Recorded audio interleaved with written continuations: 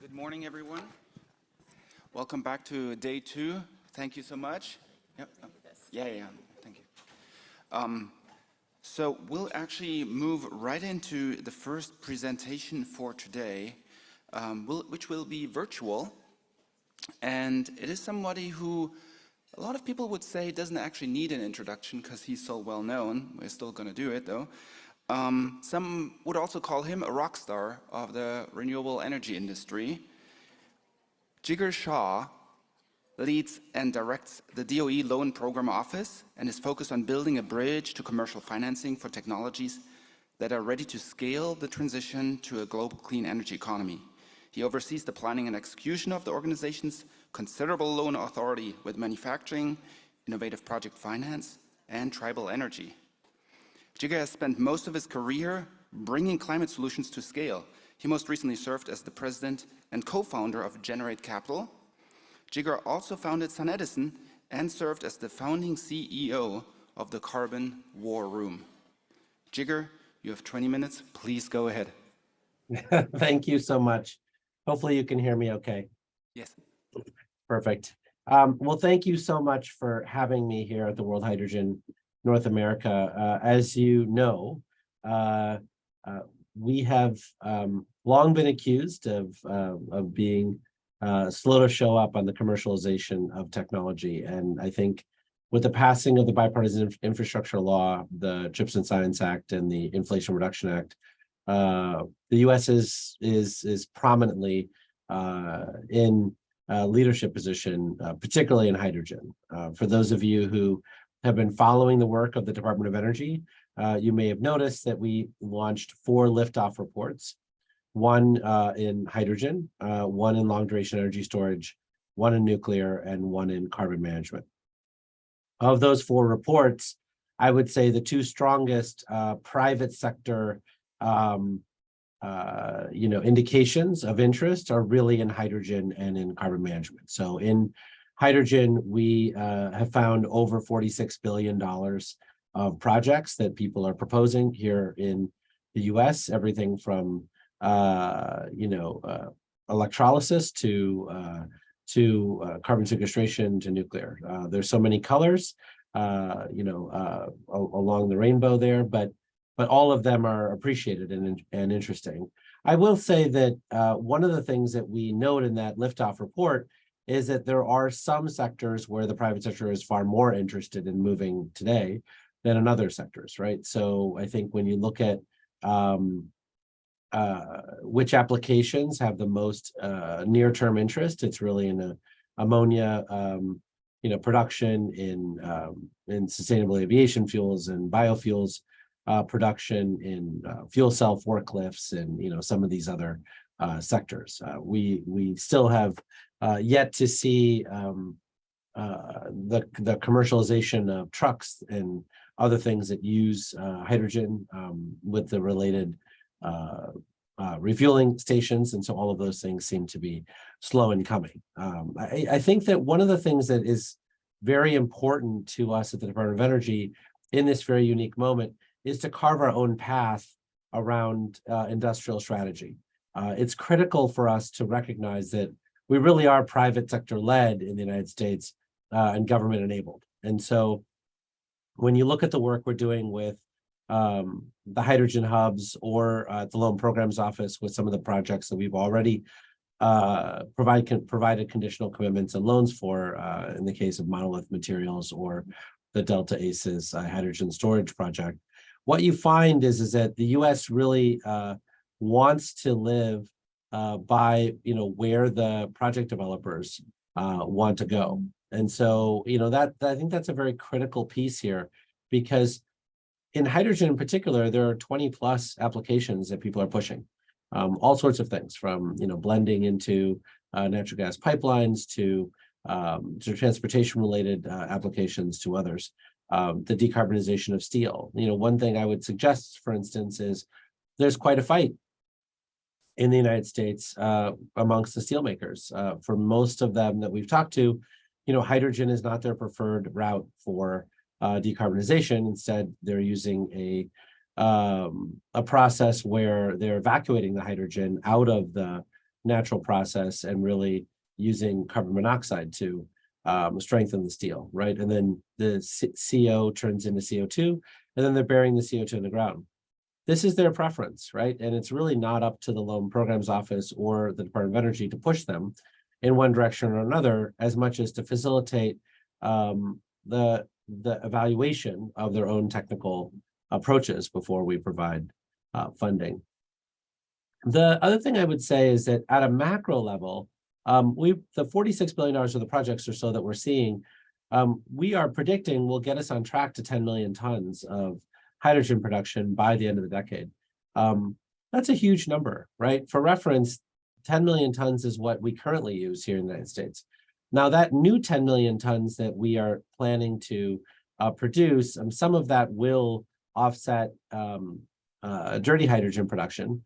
And a lot of it may be additional hydrogen use cases that are unlocked within the marketplace. So we're excited to see all of this innovation and all of this progress happen. And the goal for us ultimately is to meet the Secretary's Earthshot goal, which is to approach $1 per kilogram hydrogen production without subsidies from all of this innovation, right? Not unlike what the world was able to accomplish with solar and wind and lithium-ion battery storage, where $100 billion of deployment was able to allow the technologies to cross the bridge to bankability, reaching first-of-a-kind deployment, engineering excellence, and then the learning curve, which many of us have rediscovered from 1939's Wright's Law, to full Wall Street acceptance, getting access to institutional capital at trillion-dollar scale.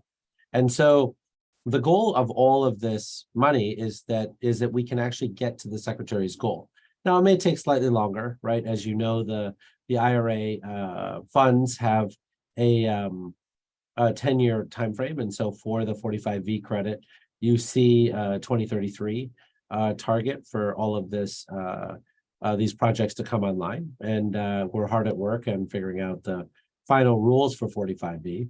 But I do think that the three components that many people have heard about are the ones that we are arguing over, right? So additionality, making sure that any electricity that's used is within the same balancing area, and then, the 24/7 matching. And so all of those conversations are occurring. We're excited to make sure that as we pursue this commercialization of science, that what we're really focused on is making sure that that we're doing things in a way that is intelligent and in ways that really spur an enormous private sector response. And so I think that is something that is very important to us and something that I think we are optimizing for. My colleague Ed Davis, I think, is in the audience and is going to be on one of the next panels and can be more specific on what we're seeing. The next thing I'd suggest is that hydrogen is already a big area of interest for the Loan Programs Office. So in addition to the two projects that I already mentioned, we have an additional $5 to $8 billion worth of hydrogen projects that have applied into the Loan Programs Office. And so, that I think shows how fast things are moving. And I think that will be, growing, much larger in the future. One very interesting thing that we're seeing in the marketplace is that there are many renewable energy projects that are having an extended time period for interconnection. And one of the fascinating things that we're seeing is that some of those projects are looking to accelerate the timeline of their deployment by not waiting for the interconnection, but instead producing hydrogen in an off-grid fashion, and then transporting that hydrogen as really an alternative way to achieve transmission. These are all extraordinary things that really is the private sector solving for these challenges in ways that are exciting. In the liftoff report, we talk about sort of three major phases to hydrogen's success here in the United States. The first, which is near-term expansion from 2023 to 2026, is really about being accelerated by this 45V credit, and really will be focused on first of a kind projects that are already, really being planned, right? So for many of these projects, they were in the works for the past 2 to 4 years, and the 45V credit really has accelerated their economics, and are moving more quickly. And they're also being incorporated into the regional clean hydrogen hubs, driven by the $8 billion in DOE funding. From the 2027 to 2034 timeframe, as we discussed, you really see industrial scaling, right? And this is where hydrogen production costs really will continue to fall, driven by economies of scale and R&D. During this period, privately funded hydrogen infrastructure projects, will come online, and these investments, including the build out of midstream distribution and storage networks, will connect a greater number of producers and off-takers, reducing delivered cost and driving clean hydrogen adoption into new sectors, which may include fuel cell-based transport. And at the same time, hydrogen combustion or fuel cells for power could be needed to achieve the administration's goal of 100% clean power by 2035. There's a wide range of forecasts denoting hydrogen's role in the power sector, whether for high capacity firm or lower capacity factor power, or seasonal energy storage like we looked at for the Delta ACES project in Utah. And then as I suggested, the goal for the long term is really to try to reach a self-sustaining commercial market post the PTC's expiration, driven by the Secretary's sunshot goal for an availability of low-cost, clean electricity. I would say today, most of the private sector players that we're talking to believe that they can fairly confidently get to an unsubsidized cost by 2035 of about $2.35 a kilogram. And with continuing innovation, believes that they can really get that cost closer to $1. And that obviously for electrolysis-based hydrogen requires access to very low cost power, in that 2 to 3 cents per kilowatt hour range. And so that is something that we are all looking forward to trying to figure out. And I do think that one of the other big challenges that we're faced with is trying to figure out whether we can achieve high utilization of distribution infrastructure, including dedicated pipelines that move hydrogen from low cost production regions to demand clusters. So very excited about where we're headed, and excited about all of the interest here in North America. One last thing I would say is that we have been very careful to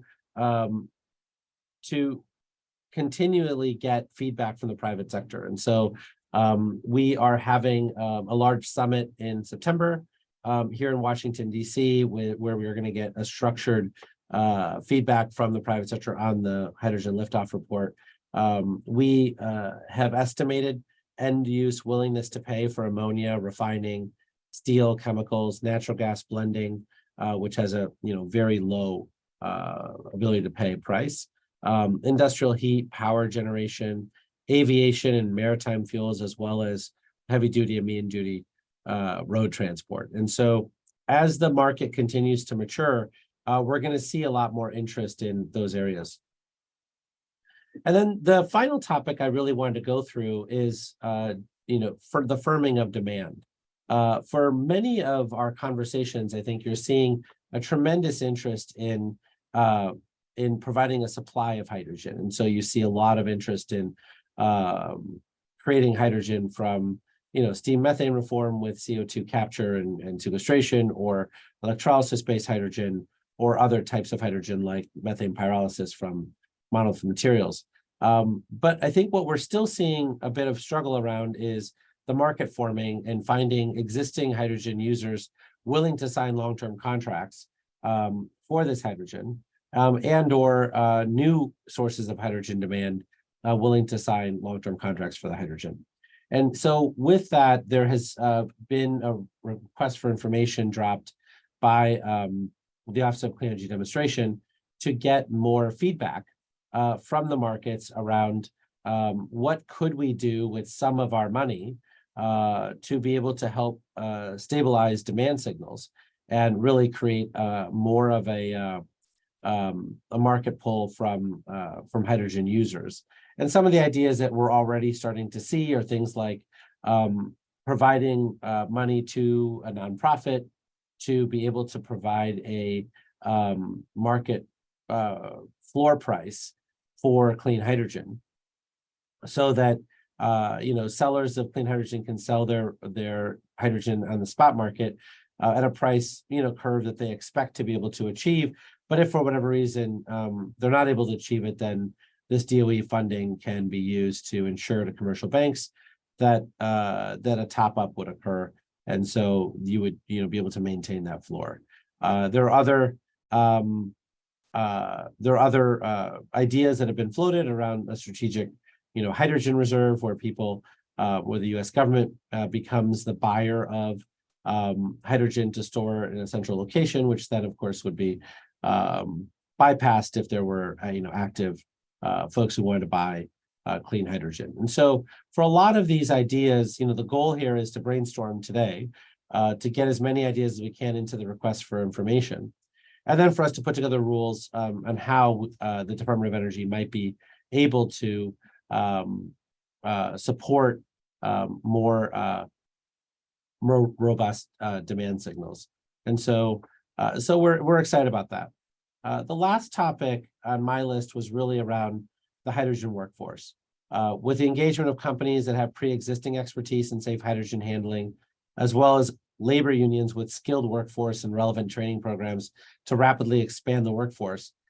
In 2030, our third-party analyses have suggested that the hydrogen economy could create 100,000 new net direct and indirect jobs related to the build-out of new capital projects and new clean hydrogen infrastructure, about 450,000 cumulative job years through 2030.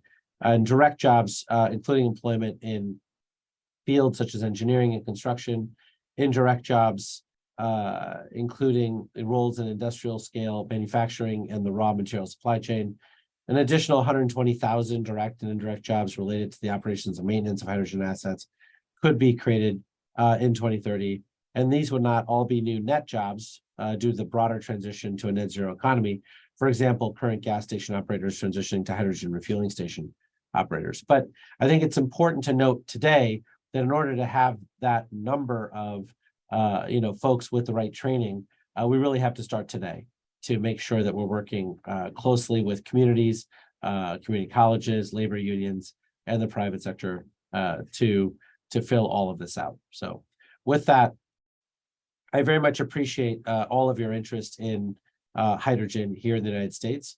Very much appreciate all of you coming to the World Hydrogen event in North America, and all of your interest in investing here in the United States. I think we are excited to have this level of interest, and believe that hydrogen is ready for scaling. And frankly, we believe that hydrogen has been ready for scaling probably for 5 to 10 years, but there's no time like the present to really kickstart it in earnest. Thank you, everybody. Thank you very much. So I believe we have about 3 minutes for questions. So we have a running mic. Actually, Lucy is going around. If you want to raise your hand and ask a question while you have a chance, this is your opportunity. While we're waiting for a question, just a couple of notices. Jigar mentioned the hydrogen liftoff report. We'll actually hear from one of the authors at 4:20 today directly about that report. So if you're interested in listening more or hearing more about that, please do stay for that presentation. Okay, and then any questions? Lucy. 1 second. Thank you. My question is the role or ability of the U.S. military and the U.S. military industrial complex to help kickstart hydrogen development. Can you comment on that? I mean, it's certainly not my area of expertise, and so I'm not sure I can give you a great answer. But what I would say is that today, the vast majority of the expertise in hydrogen handling, hydrogen production, and hydrogen uses is outside of the military. And so while the military might find good uses for hydrogen and, therefore has an interest, we're seeing most of the expertise that's being leveraged in the projects that we're evaluating at the Loan Programs Office to come from outside of that industry. Thank you. We have one more question. Yes, good morning. So the RFI for end-use demand and firming that up, really great ideas there. Has that been, did you say it has been issued or it's coming? And how can we find out more information about that? I think it already has been issued, but I will check. I was told about it about 3 weeks ago and said it was coming imminently. So if it hasn't been issued, it should be coming very shortly. But it should be on the website for the Office of Clean Energy Demonstrations and the hydrogen program there. Fantastic, thank you. Okay. I don't see any other raised hands. So again, let's thank Jigar Shah for his time and his presentation. Thanks for having me.